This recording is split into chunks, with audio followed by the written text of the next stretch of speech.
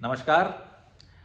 आज बात कर लें जरा सोमनाथ मंदिर की, क्योंकि पिछले कुछ दिन से पूरी भारतीय जनता पार्टी और विशेषकर उसके प्रवक्ता और सांसद सुधांशु त्रिवेदी पंडित नेहरू और सोमनाथ मंदिर को लेकर के कुछ सत्य के भेष में झूठ परोस रहे हैं, अर्ध सत्य परोस रहे हैं। वे नेहरू जी के कुछ चुनिंदा पत्र निकालते हैं जिनमें आगे और पीछे के पत्र हटा दिए जाते हैं ताकि बात कुछ की कुछ लगने लगे। तो मैं आज इस वीडियो में सुधांशु त्रिवेदी जो बेमतलब के फिजूल की झूठ फैला रहे हैं उसकी सच्चाई खोलेंगे, लेकिन उसके पहले मैं भाजपा से और सुधांशु त्रिवेदी से एक सवाल पूछना चाहता हूं कि आपको इतनी फिक्र है कि 11 मई 1951 को जब सोमनाथ मंदिर का उद्घाटन हुआ था पुनर्निर्माण के बाद, तो उसमें तत्कालीन राष्ट्रपति डॉक्टर राजेंद्र प्रसाद को आने से मना किया था पंडित नेहरू ने। तो आप ये बताइए मुझे पहले कि अभी इस मोदी सरकार में जब अयोध्या में राम मंदिर का शिलान्यास हुआ, तब तत्कालीन राष्ट्रपति श्री रामनाथ कोविंद जी को उसके शिलान्यास में आने से किसने रोका था? और दूसरा उत्तर आप ये दीजिए कि वर्तमान राष्ट्रपति श्रीमती द्रौपदी मुर्मू जी को राम मंदिर अयोध्या के जो उद्घाटन समारोह था उसमें आने से किसने रोका था? क्या भाजपा ये बताएगी कि उसने सिर्फ इसलिए माननीय रामनाथ कोविंद जी को और माननीय श्रीमती द्रौपदी मुर्मू जी को राम मंदिर के शिलान्यास और उद्घाटन से दूर रखा क्योंकि वो क्रमशः दलित और आदिवासी समाज से आते हैं, अनुसूचित जाति और अनुसूचित जनजाति से आते हैं? आपको 1951 की इतनी फिक्र है कि राष्ट्रपति आए थे कि नहीं आए थे, और आपको इसकी कोई शर्म नहीं है कि आपने एक दलित राष्ट्रपति को और एक आदिवासी राष्ट्रपति को राम मंदिर के उद्घाटन में नहीं आने दिया? इसका सवाल भाजपा, सुधांशु त्रिवेदी और जिसको देना हो देना चाहिए, देश की जनता जानना चाहती है। अब आते हैं उन पत्रों पर जिनकी कहानियां सुधांशु त्रिवेदी जी पूरे मीडिया में फैलाने में लगे हुए हैं। वो बात कर रहे हैं 1951 की, लेकिन मैं बात शुरू करता हूं 1947 से। वो बात कर रहे हैं पंडित जवाहरलाल नेहरू की, लेकिन मैं बात शुरू करता हूं महात्मा गांधी से और लौह पुरुष सरदार वल्लभ भाई पटेल से। तो मैं एक वाकया आपको सुनाता हूं। ये वाकया है 28 नवंबर 1947 का। 28 नवंबर 1947 को देश की आजादी के बाद दिल्ली के बिरला भवन में राष्ट्रपिता महात्मा गांधी की प्रार्थना सभा हो रही है, उनका प्रार्थना प्रवचन हो रहा है। उस प्रार्थना प्रवचन में अन्य बातों के अलावा महात्मा गांधी पूरी जनता के सामने ये कहते हैं कि मैंने सुना है कि जूनागढ़ में जो सोमनाथ का मंदिर है उसके लिए जूनागढ़ की सरकार सरकारी खजाने से कुछ पैसा देना चाहती है। राष्ट्रपिता महात्मा गांधी ये कहते हैं कि जब हमने ये सेकुलर देश बना लिया है तो हम किसी एक धर्म के लिए सरकारी खजाने से पैसा कैसे दे सकते हैं?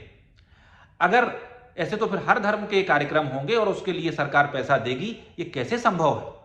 ये तो किसी सेकुलर देश की पहचान नहीं है।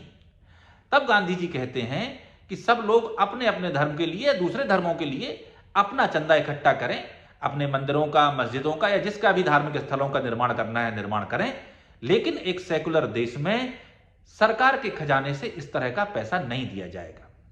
और गांधी जी इसलिए यह बात कह रहे हैं कि उस जमाने में जूनागढ़ में एक काम चलाऊ सरकार बन गई थी, एक टेम्परेरी सरकार बन गई थी, और उस सरकार के मुखिया सामल दास गांधी थे। सामल दास गांधी महात्मा गांधी के भतीजे, बड़े निकट के रिश्तेदार थे। तो उनके ऊपर भी सवाल आ रहा था कि क्या गांधी जी ने स्वयं सेकुलरिज्म छोड़ दिया? फिर उसी दिन 28 नवंबर 1947 की प्रार्थना सभा में महात्मा गांधी ने कहा कि मैंने सरदार वल्लभ भाई पटेल से पूछा कि सरदार, मैंने सुना है कि तुम इसके लिए पैसा दे रहे हो और कहीं 1-1.5 लाख रुपए दिया जाने वाला है। तो आप ध्यान से सुनिए सरदार वल्लभ भाई पटेल ने क्या जवाब दिया। सरदार पटेल ने जवाब दिया कि जब तक मैं जिंदा हूं सरकारी खजाने से सोमनाथ मंदिर के लिए एक पैसा नहीं दिया जाएगा। जिसको मेरी बात में कोई संदेह हो वो गांधी वाङ्मय वॉल्यूम 90 के पेज 127 पर जाके ये प्रार्थना प्रवचन गांधी जी का सुन सकता है। ये आकाशवाणी के आर्काइव में भी सुरक्षित है, वहां से आप आवाज भी सुन सकते हो कि उन्होंने यही कहा कि नहीं कहा। तो सरदार पटेल ने स्पष्ट कहा कि एक पैसा सोमनाथ मंदिर के लिए सरकारी खजाने से नहीं दिया जाएगा। यह बात बहुत स्पष्ट हो गई। और साथ में सरदार पटेल ने यह भी कहा कि अगर मंदिर का नवनिर्माण होना है तो हिंदू समाज उसके लिए पैसा इकट्ठा करे, और हिंदू समाज अगर इतना असमर्थ है कि वो पैसा भी इकट्ठा नहीं कर सकता, तो फिर जैसा मंदिर पड़ा हुआ है वैसा पड़ा रहे। ये सरदार वल्लभ भाई पटेल के शब्द हैं। अब हम जरा आगे बढ़ें। आप देखें कि अभी जो राम मंदिर का निर्माण हुआ है उसमें कौन सी परंपरा का पालन किया गया। सुप्रीम कोर्ट ने फैसला दिया और सुप्रीम कोर्ट ने अपने फैसले में कहा गया कि ट्रस्ट बनाया जाए, और उस ट्रस्ट में तमाम हिंदू समाज ने और दूसरे समाज के लोगों ने भी, उसमें कुछ मुसलमान भी शामिल हैं, अन्य धर्मों के लोग भी शामिल हैं, उन सब ने चंदा दिया। उस चंदे से वो जाकर के राम मंदिर का निर्माण हुआ। तो जो बात महात्मा गांधी ने, सरदार पटेल ने 28 नवंबर 1947 को कही, एक नजीर रखी हिंदुस्तान के सामने कि धार्मिक स्थलों का निर्माण चंदे से होगा, सरकारी धन से नहीं होगा, वही बात अभी तक मोदी सरकार फॉलो कर रही है। अब आइए नेहरू जी पर। तो नेहरू जी ने नहीं जाने दिया, ये पत्र दिखाया, वो पत्र दिखाया। सच्चाई ये है कि 2 मार्च 1951 को पहला पत्र डॉक्टर राजेंद्र प्रसाद ने लिखा, और डॉक्टर राजेंद्र प्रसाद ने यह कहा कि मैं व्यक्तिगत कैपेसिटी में मंदिर के उद्घाटन समारोह में जाना चाहता हूं। नेहरू जी ने यह इसका जवाब दिया उसी दिन 2 मार्च को ही, कि आपका बहुत लंबा पत्र था, मैंने विस्तार से उसे पढ़ा, और इस विषय पर जो बात आपने सोमनाथ मंदिर पे कही है, तो चूंकि इस समय सौराष्ट्र की सरकार यह कह रही है कि हम सरकारी धन से मंदिर का निर्माण कराएंगे, यह हमारी सेकुलर नीतियों के खिलाफ है, यह महात्मा गांधी और सरदार वल्लभ भाई पटेल ने जो अतीत में बातें कही उन सिद्धांतों के खिलाफ है। और आप सब जानते हैं कि 26 जनवरी 1950 को जो संविधान हमने अंगीकृत किया, बाबा साहब अंबेडकर ने जो संविधान बनाया, उसमें भी कहीं यह बात नहीं कही गई है कि सरकार धार्मिक कार्यक्रमों के लिए पैसा खर्च कर सकती है। तो चूंकि इस तरह की बातें हैं, इसलिए मैं आपसे कह रहा हूं कि इसमें आप ना जाएं। लेकिन अगर आप जाना चाहते हैं, आपने कमिटमेंट कर दिया है, तो आपके जाने से हमें कोई ऐतराज नहीं है, आप जा सकते हैं। तो यह पत्राचार की शुरुआत नेहरू जी से नहीं होती है, डॉक्टर राजेंद्र प्रसाद से होती है।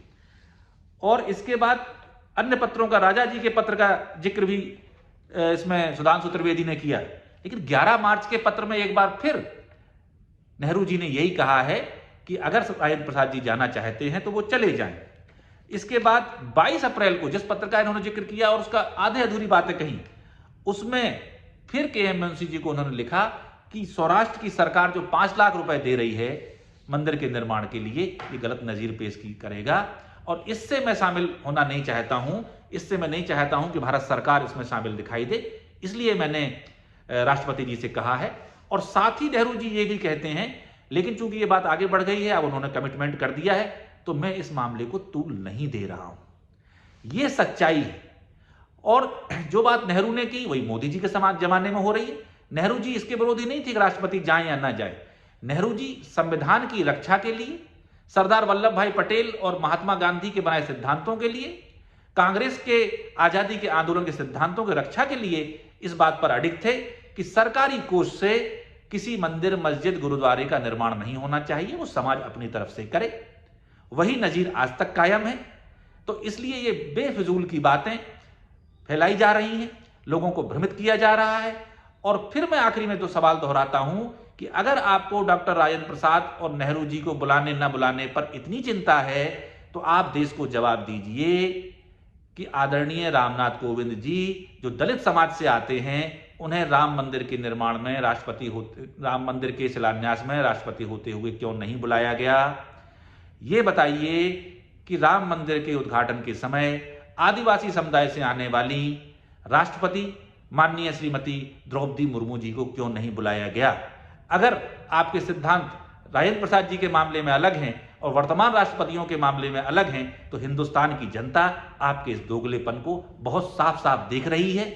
और अब तो जनता ये समझ गई है कि भाजपा का आदमी अगर नेहरू जी के बारे में कुछ बोल रहा है, वो छोटा कार्यकर्ता हो या बड़ी गद्दी पे बैठा व्यक्ति हो, वो झूठ के सिवा कुछ नहीं बोलेगा। और इस झूठ की खेती को अब जनता उखाड़ कर फेंकने वाली है। धन्यवाद।